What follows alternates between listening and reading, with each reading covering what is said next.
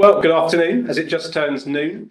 Welcome to the joint Walker Morris and BDO Global Mobility webinar, where we're looking to grapple with the issues of working and recruiting from anywhere. Now, when I've mentioned this to people, people thought, gosh, that's a big topic. Well, it is, but I'm not worried about that because I've got some intelligent and capable people here to guide us through the topic. What we're going to be talking about is those issues which clients are talking to me about as an employment lawyer. You know, it's about filling the skills gap. It's about retaining the best people. It's about attracting the top talent. And we all know it's a changed world, and we're going to be talking about that. Businesses are having to look in atypical places. They can't just recruit on the doorstep. They're having to look beyond those boundaries. So to help me with that today, I'm really pleased to say that I'm joined with two colleagues from BDO expat team. On my left, Ben Tarry is one of the partners. He's leading up the Midlands and the North region of the BDO expat team. I'm going to be quizzing Ben and also quizzing Laura about those issues which we as lawyers grapple with and sort of say, yeah, that's a good question about tax, social security, different countries. Well, these guys have got great experience about dealing with those things. So they will be able to guide us through, we hope, all those sort of issues. Ben's been doing expat stuff for a good 15 years. Similarly, Laura Burton, one of the directors in the expat team at BDO, similarly been doing it for about 15 years, same sort of issues. And again, they'll be helping us through the discussion of what those issues are from a business point of view to getting the right people and keeping the right people. And then further to the left, my colleague Shabana. I have great time working with Shabana. Shabana heads up the business immigration team at Walker Morris, has been doing it for a significant number of years. And again, it will come out in conversation, but it's fairly obvious that making sure that people have the right to work in the UK is a pretty key issue, and there will be mirror issues in other countries as well. And for me, my name's Andrew Raymond. I'm one of the partners in the employment team at Walker Morris. And I think for today's purposes, when we're looking at the sort of the jigsaw, as it were, of global mobility, if it isn't to do with tax, social security and immigration, that's what I will be sort of covering. That's the other part of the jigsaw, about engaging people. Are they employees? Are they workers? Hiring, firing, all those sort of things.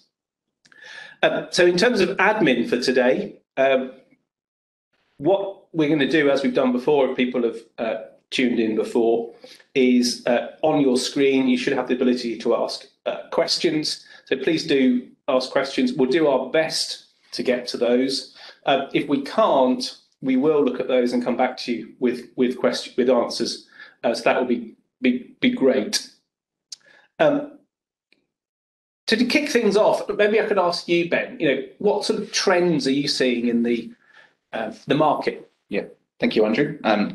So there's obviously, in terms of the theme of today's session, is around working from anywhere, looking at the skills gap, looking at that kind of wider picture of kind of remote working generally at the moment. Clearly, as a trend, remote working, what we would term international remote working, international home working, whatever terminology you would like to use, is one of the big themes of the time in terms of from an expatriate tax point of view. Obviously, people looking to take advantage post the start of the pandemic to potentially, might be employed in the UK, but potentially look to take advantage of working in an overseas location for whatever reason, convenience, for personal reasons, for whatever it may be. Really a very big subject, and that's something no doubt we'll come on to talk to in a bit more detail. But before we got into the detail of remote working specifically, I thought, because with my clients at the moment, actually we are talking about some other trends and themes, and just high level before we get into that level of additional detail, just to think about some of the other things going on at the moment, actually. So I appreciate it's a slight tangent from the theme of today's event, but I think it's worth starting with.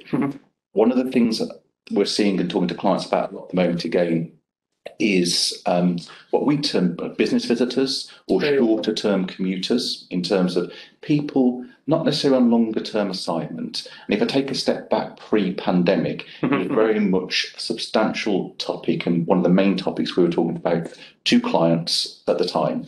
So that kind of shift away, probably over the course of Laura and I's careers, away from longer term 2, 3, 4, 5 year assignments, quite costly for businesses. In terms of businesses looking to move people, this is still happening. We know long-term assignments still happen, but there's definitely a trend away from that longer-term costly position for employers towards, say, shorter terms where you don't necessarily have to pay for the housing, for the full family to move across, to pay for the dog, whatever it may be, ultimately. A definite shift towards that, and a definite shift in terms of tax authorities and social security authorities and so on, focusing on those as issues and becoming a bit more parochial, I'd say, in terms of their way of looking at shorter terms into the country and trying to get relevant tax or social security take.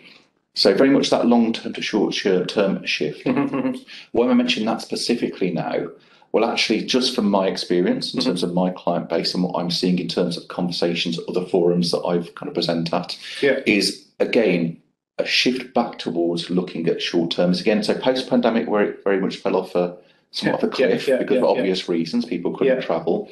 Shorter term coming back on the agenda, the implications of having short-term travel and people moving around as restrictions have lifted again. Again, this back onto the agenda if it ever went away. And again, just need to bear in mind the implications, which I think we'll touch on again a bit later, around shorter term movement of people in and out of country and the implications that can have from a wider tax and social security point of view. No, that chimes with what sort of we're experiencing and talking of restrictions. I mean, even New Zealand have taken their restrictions off. Yes. Or said they will. Yeah, and obviously there are other substantial issues in the world at the moment, which again might have impact on that and restriction travel again in terms of certain locations going forward. But again, generally from a UK perspective, given it's this time of year, it's quite a key reporting kind of time of year for us around business visitors and so on. It's something to have back on the agenda if it ever went away. Second point was around what we're seeing, and certainly see on my client base at the moment and the conversation with our clients is around policy.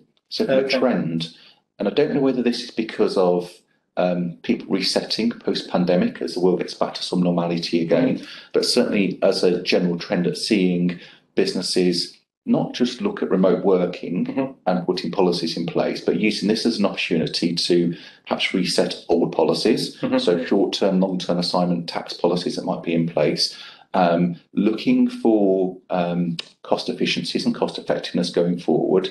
So what we're seeing is very much across a number of clients and companies a resetting of kind of existing policies and a refresh.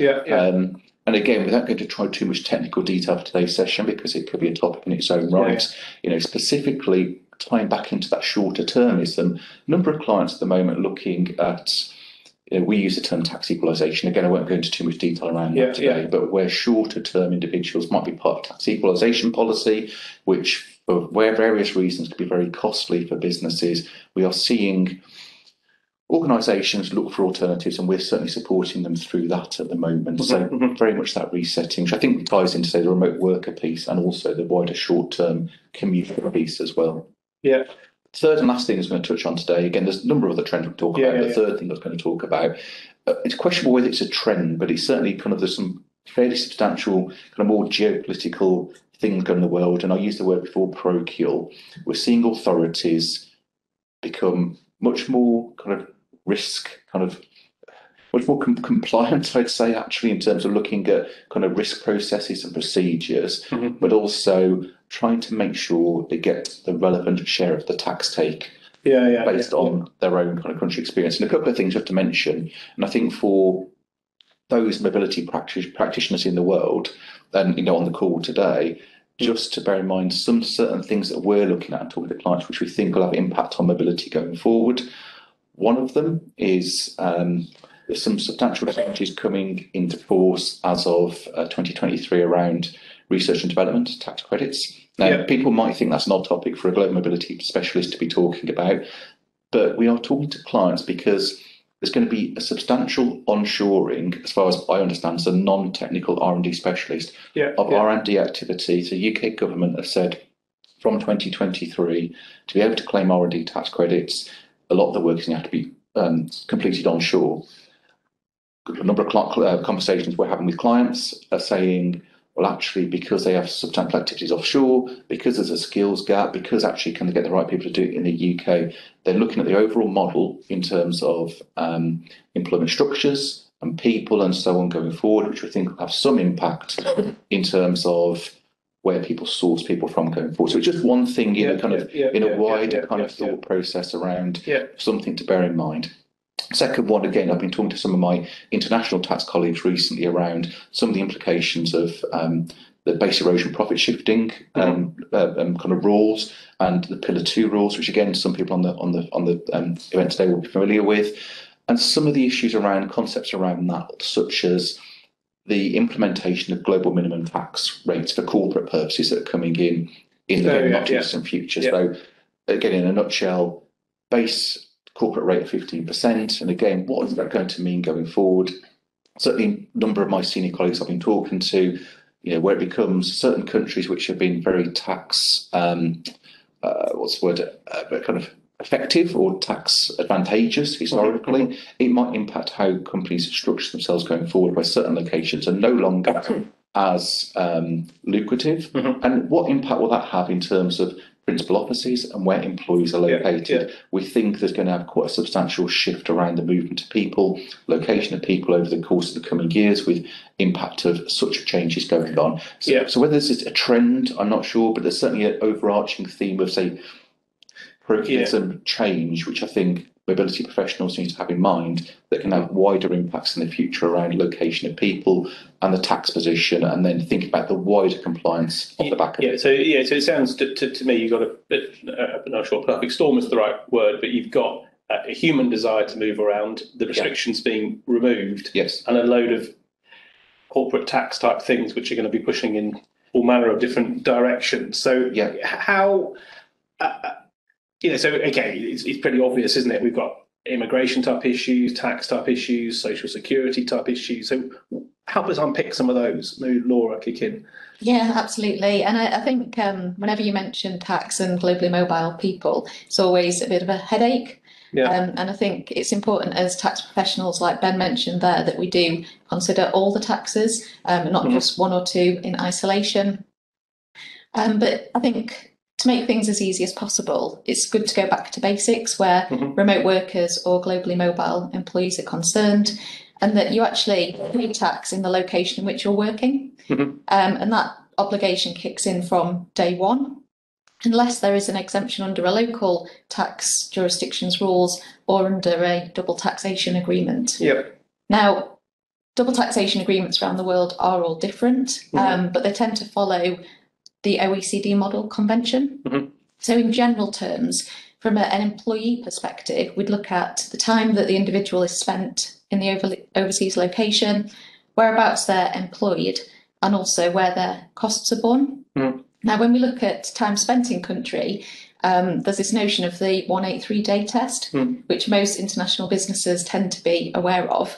But it's not the only test, and actually it's a much more complex area than that. And when we think about the location of the employment and where the costs are borne, we also have to think about the broader corporate tax piece and whether that individual has triggered a permanent establishment. So we'll talk on that in a little bit in a moment. But if we think back to income tax to start with, so where we've got a remote worker, so someone who's chosen to go and live in another location, if they do trigger that income tax liability, we need to think about, well, actually, is there a dual tax consequence of this? Because if there's taxes in the host, but they also have ongoing taxes at home, how do you deal with double taxes? Equally, what is the tax rate in that overseas location? Is it higher than the individual's used to? And if that's the case, then who actually is responsible for that increased tax liability? Now, where it's an individual's personal choice to go and work somewhere else, then actually you could argue that it's the employee's obligation, but it's certainly something to think about. We've also got to think about social security as being one of the other taxes of consideration. Now, for most local employees, you pay income tax and social security in the same location, pretty straightforward. But where you've got these internationally mobile individuals, it's not uncommon to have income tax in one location and social security in another. Additional headache. Similarly, what's quite interesting for remote workers is that within the international social security regulations, which are separate to income tax, there isn't anything specific that deals with remote workers. So again, a bit of a headache for Ben and I as we talk to clients about this. But what we're generally seeing is that social security is payable in those locations where people are working.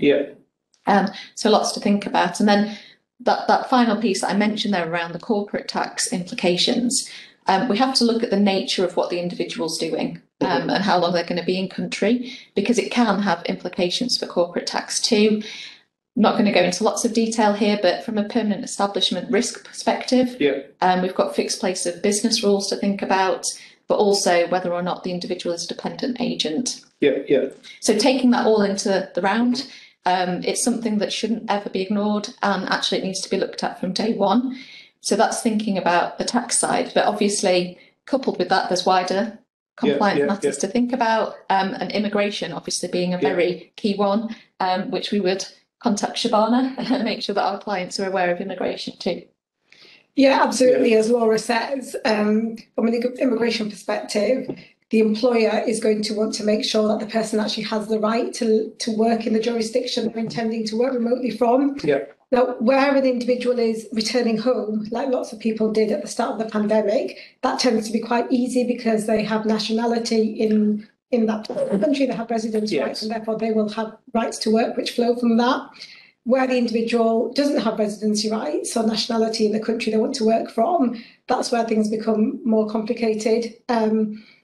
Because the rules differ depending on which country the individual wants to work from. And at that point, I think we would always say if somebody is looking to work remotely outside the UK, it's imperative that the employer takes immigration advice locally as to what the requirements are.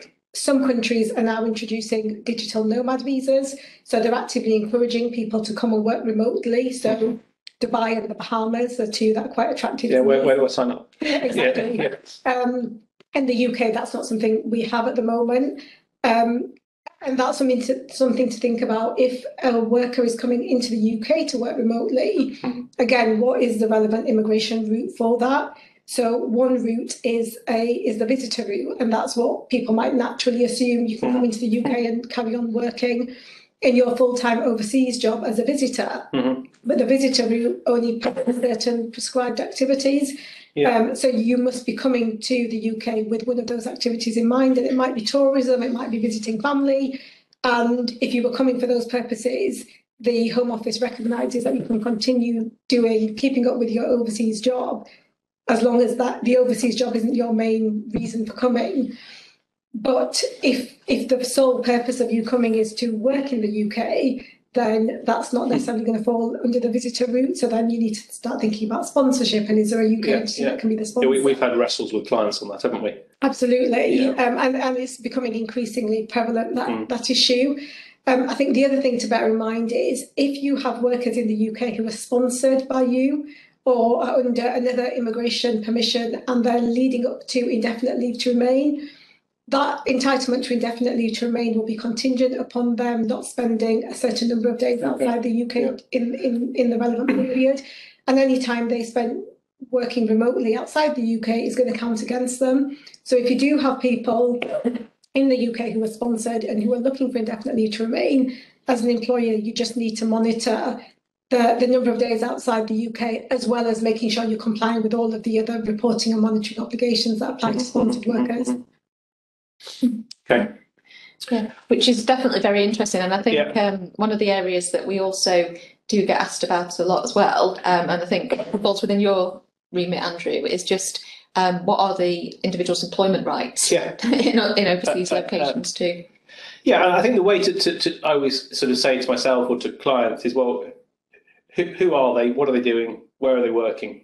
So first of all, are they employed? Are they self-employed? That's a topic in itself.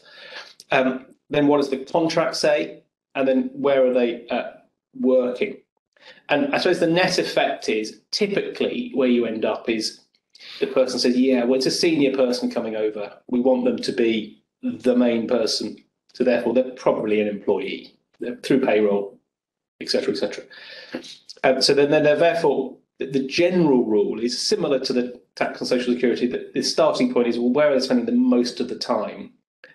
There are nuances to that, obviously, but if they're doing most of the time there, then the statutory rules, like in the UK, unfair dismissal, holiday, discrimination, those sort of things, you're picking those up.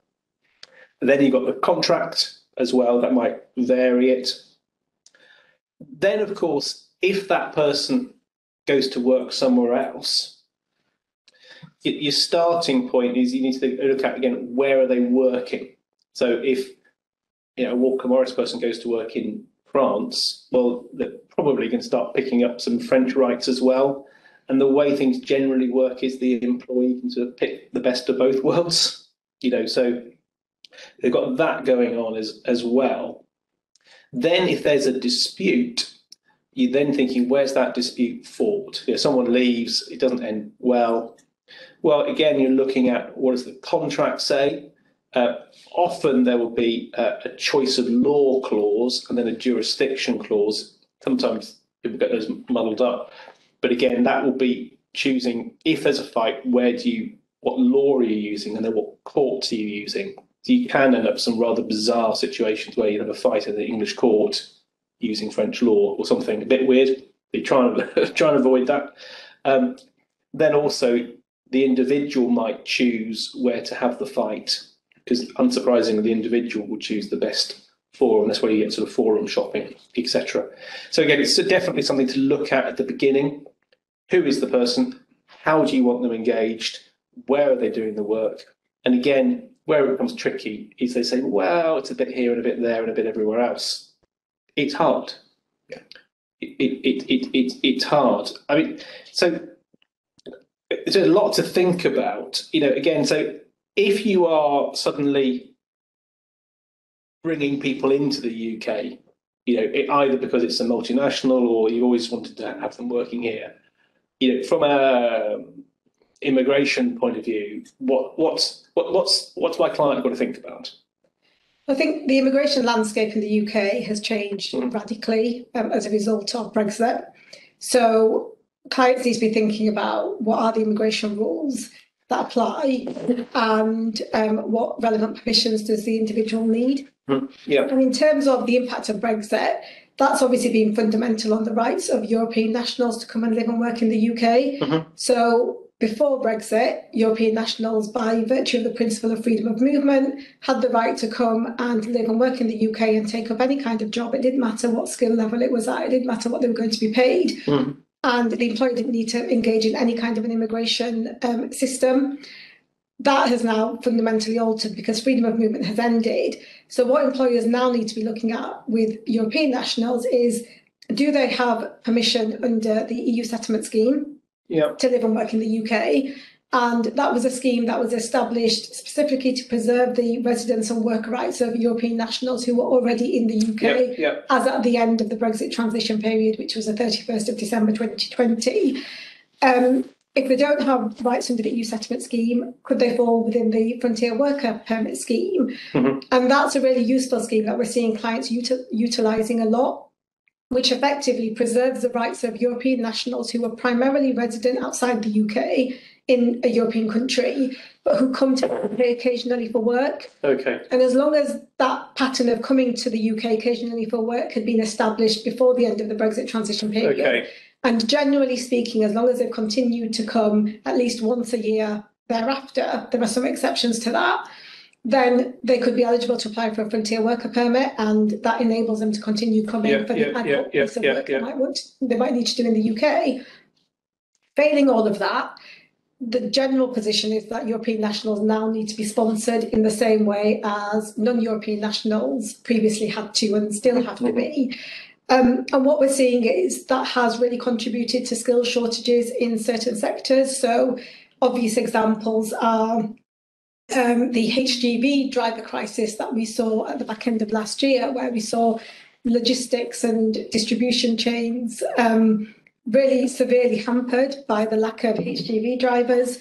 And what we saw was the government turning to immigration and turning to issuing temporary specific visas for Hgb drivers to try to plug that skills gap in the UK. We saw the same happening with poultry workers in the run up to Christmas. You know, there was a shortage of poultry workers. We had to get turkeys on tables for Christmas dinner. And therefore the government again issued a temporary visa scheme to bring people in, same for pig butchers, because there was a dire shortage of pig butchers in the UK. More recently, we've seen the same thing happening with health and care workers. So the government at the beginning of this year extended the health and care worker visa to encompass certain roles which previously they didn't consider to be highly skilled enough for sponsorship, so roles of care workers and home care workers. So what we're seeing is these skills shortages which have been created in part because of the end of freedom of movement and the more administrative process required to now sponsor European nationals. In part, there'll be other reasons for those as well. But what we're seeing is the government is very much turning towards immigration as part of the solution to those. Yes, again, that chimes with what clients are telling me. So what are the practical implications? So I think the practical implication obviously for employers bringing in European nationals, the practical implication is you are now going to start thinking about sponsoring them if they haven't got an alternative permission. For non-European nationals, and European nationals alike, they are now governed by the the points-based immigration system and sponsorship. Now, for companies that were previously used to sponsoring non-European workers, what they will find is actually the system for sponsorship is now much more straightforward in some respects and much easier. So, for example, previously, employers had to satisfy what's known as a resident labour market test.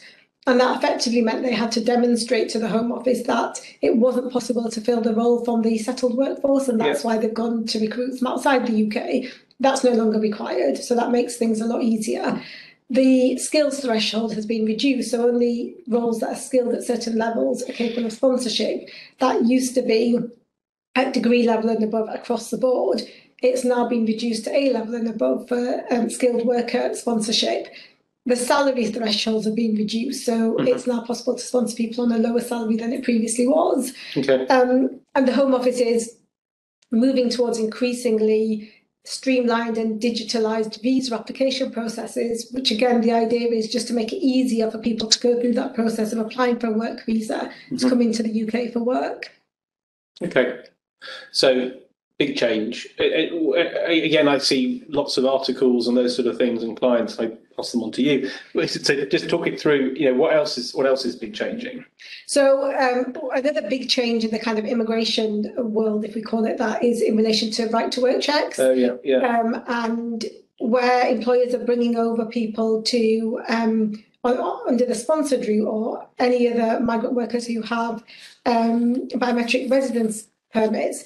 Previously, employers had the choice of conducting the right to work check either on the physical document or online. From the 6th of April, it is no longer going to be possible to undertake checks of physical documents. All checks are going to have to be taken online, in the same way that employers are currently having to check the right to work status of European nationals online.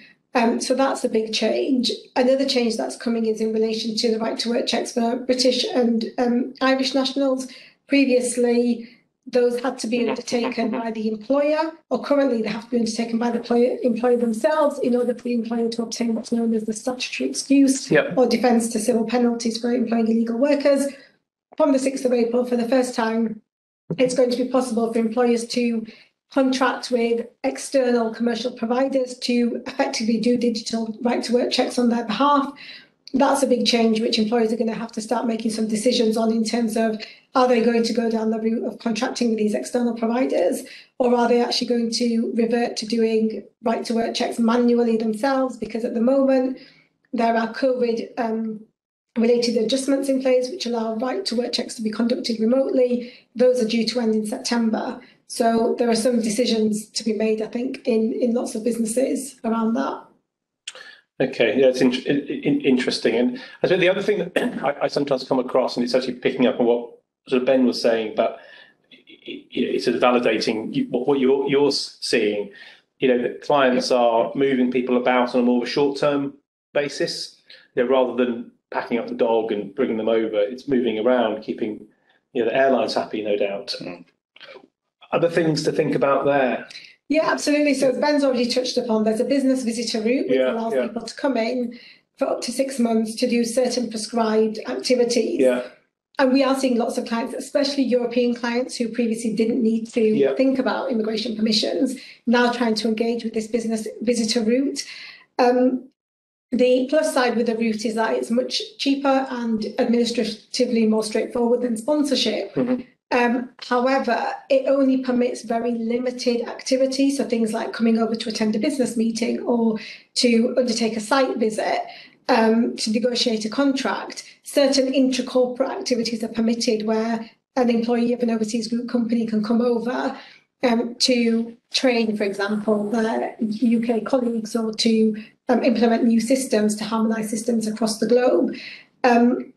But where the activities fall outside of that, or where the individual is going to be here for longer than 6 months, then that visitor route isn't going to be applicable. Okay. And what we are seeing is clients, like I say, especially from Europe, because non-European clients were already used to having to engage in this process, but clients trying to determine whether or not this route is going to be applicable, or actually what's required is sponsorship.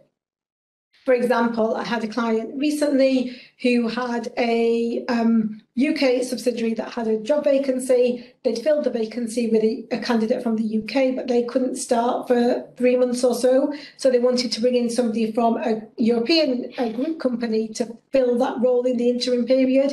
Pre-Brexit, that wouldn't have been a problem. But actually, that you're not allowed to come over under the visitor route to fill a job vacancy. That would require sponsorship. Yeah. The other thing, I think, which is going to be of significant interest to companies who are looking to move people across to the UK on a short-term basis, is a new visa route, which is going to be the global business mobility route. Yeah. There's been lots of talk about this for probably around a year or so now. Only yesterday, in typical form, when you have a webinar planned, only yesterday, the government issued... That's because we're very topical. Exactly. That's the reason. We're on trend. The government knew they had to get it out for us. Exactly. Yeah. But they issued a statement of changes to the immigration rules to provide the infrastructure and the rules for this new global business mobility route. And effectively, this is going to be a new umbrella route which covers lots of different short-term assignments to the UK effectively. So it will combine what is currently known as the intra-company transfer route. It will combine what's currently known as the overseas business representative route, where a business from overseas can bring somebody to the UK to set up an initial presence in the UK. So we're still waiting for lots of detail on that. But for any company that's looking to bring people over on a short-term basis, from spring this year, that's going to be the likely route under which they do it, where the business visitor route isn't applicable.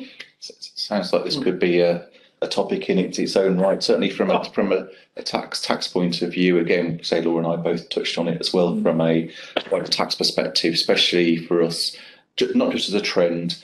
It has been a long-term important issue and a subject on HMRC's radar for UK companies around business visitor in. Again, Laura mentioned before, I think lots of businesses will always hear and refer to not perhaps need to do anything until individuals been in the UK for 183 days for tax purposes. That's typically, it is a part of the relevant treaty considerations. It's often a rule for residency purposes, but actually businesses need to be aware that actually there's really typically something to do from day one. At least in a reporting perspective, we've got this concept of short-term business agreements that it's like a dispensation businesses should have, unless they want to get into payroll reporting for such individuals straight away. Again, when you talk about tax-related focus areas, it's something we've seen come into what we call senior accounting officer reviews in terms of HMRC, part of kind of wider corporate criminal offence. Those kind of process procedures, HMRC have said on numerous occasions they absolutely expect businesses to have the ability to track, monitor when people are in the UK and understand whether they've got a tax obligation now or not. And just to add one other thing, because I say this is a very large subject in its own right, if you're interested in listening to Siobhan's talk around, obviously, sponsor licences, again, pre-pandemic, bearing in mind there's been a bit of a drop off a cliff for a couple of years in terms of the move to people. Prior to that, we had evidence, and we'd seen a few times through written communication where seeing HMRC actually take activity to monitor, like the sponsor license list, for example, to see where companies got the sponsor license, i.e. indication of visitors coming into the UK, and try and tie that up from a tax perspective as to who they would target. Now, I'm not sure how far they got along the line with that initiative, but it's certainly something I've seen, say, written evidence of to our clients that they'd actually gone down that route, certainly going back to 2 to 3 years. And we suspect it might be something they look at again. Well, it sort of makes sense, doesn't it? It does. You know, that actually the governments all around the world are short of money.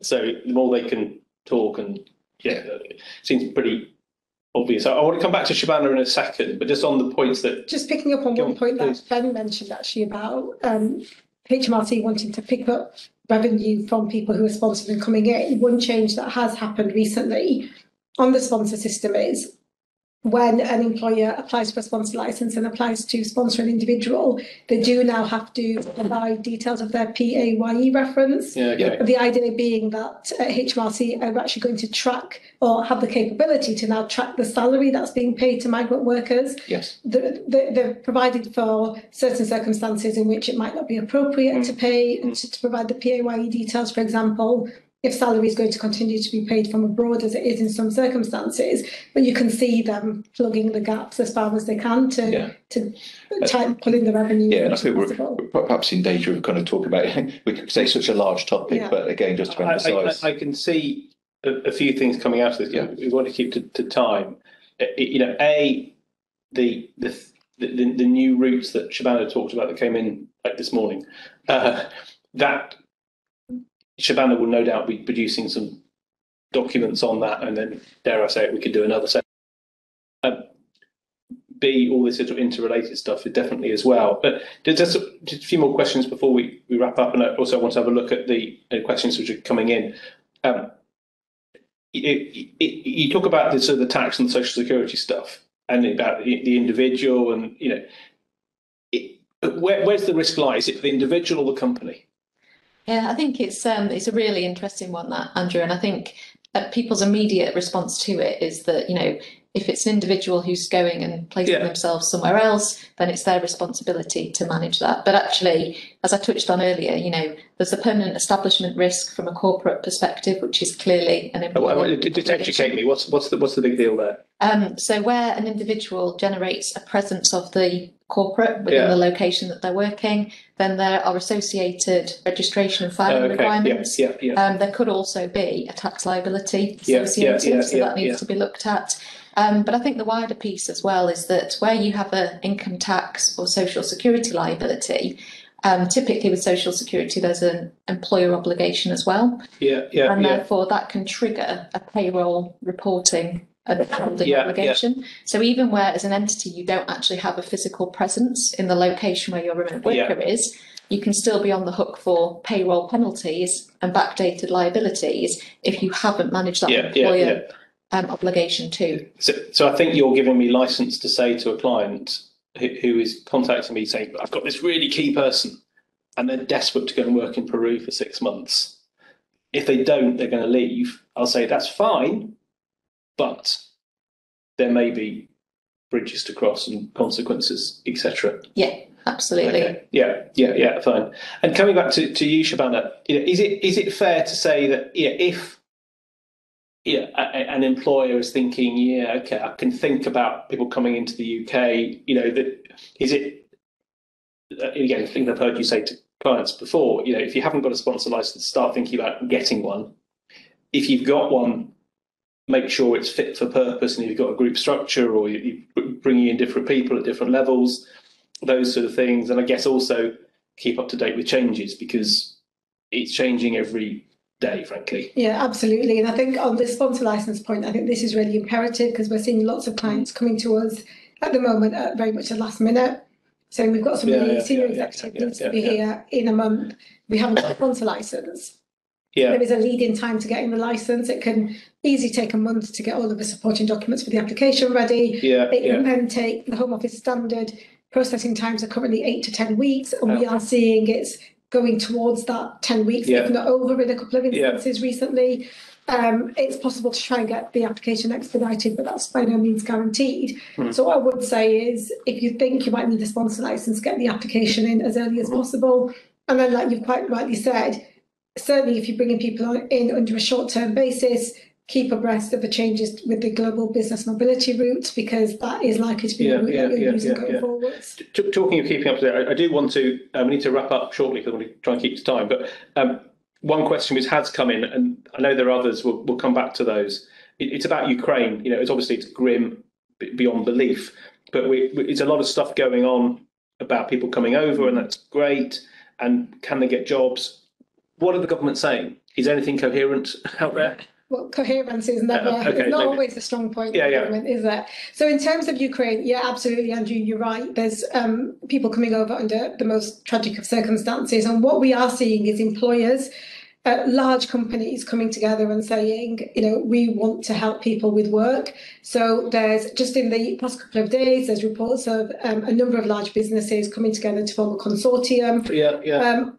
To try and encourage work for Ukrainian, or provide work for Ukrainians coming over in the current crisis.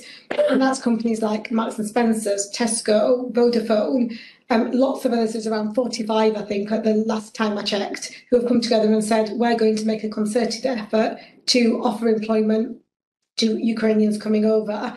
ASOS have said, you know, we're looking at, in particular, technical engineer fields. This is an area where Ukraine is very strong in terms of their workforce, and we're looking to fill those kind of roles with Ukrainians coming over. At the moment, there's very little detail from these companies in terms of what will that look like, in terms of how will jobs be offered, how will people be brought over.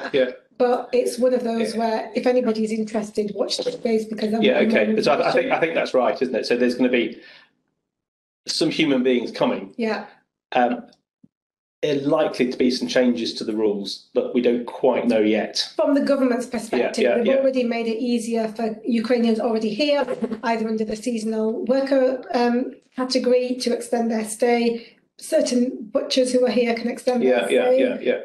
Ukrainian nationals who are currently here as visitors are going to be allowed to switch into work routes, whereas previously they wouldn't be able to. And I think probably the biggest news item recently has been the Homes for Ukraine scheme, and the government has said that any individual businesses sponsoring people to come over, those individuals will be permitted to live in the UK for 3 months, 3 years, and work in the UK for 3 years. Again, we're still light on the detail in terms of what right to work checks, for example, will employers need to undertake. But there is certainly momentum building towards facilitating work for Ukrainian nationals coming over. And I think that's only going to gain momentum. That's the second article Shabana's going to be writing and publishing. I'm looking at you, Andrew, these articles. Exactly. So, look, that's a load of things in my head now. I've really enjoyed that, and I've learned a lot. Although, in fairness, I now have more questions. But that's no bad thing. So we'll keep talking. We'll keep hopefully talking to you guys out there. I want to try and wrap things up, if I may. I mean, first of all, thank you to Shabana. I mean, we're contractually obliged to be here, so we don't have to thank each other too much. Ben and Laura, they chose to be here, so they get the special thanks. So thank you for coming and bringing some really useful insights from your professional and commercial experience. So thank you for that. I mean, I think the things which I'm taking away from here is, it's the classic, in businesses need to work out where their people are. Today, do you know where your people are? And secondly, from that, once you've worked out where they are, do they have the right to be there, living, working? Do you know you're paying the right taxes? It seems to me, Ben and Laura will have a more sophisticated view on this, but authorities had a lot to worry about in the last 2 years, and they sort of thought, well, let's say it's probably all right, but now they're backing down a bit. They're going, okay, you've had your grace period. Who are these people? Where are they? That stuff which Laura was talking about, the permanent presence, that sort of stuff, is that a bit, are we comfortable with that? That might be okay, but are we comfortable? Have we thought about that? And then also, I suppose, finally, do we know what law is going to govern their engagement now and or any dispute? So I think those are the things which I'm going to be thinking about, talking to my clients about. Hopefully that's been of some use to people tuning in. We'll try and summarise these thoughts because there's a lot going on, and we'll ping that round. That will also have a video recording of this, so if that's of interest to other people in your organisation, do spread that around. Look out for other things which all of us will be publishing in this ever-changing world. And thank you for attending today, and we hope to see you again, maybe even in person. How exciting would that be? Okay, have a good day. Bye-bye.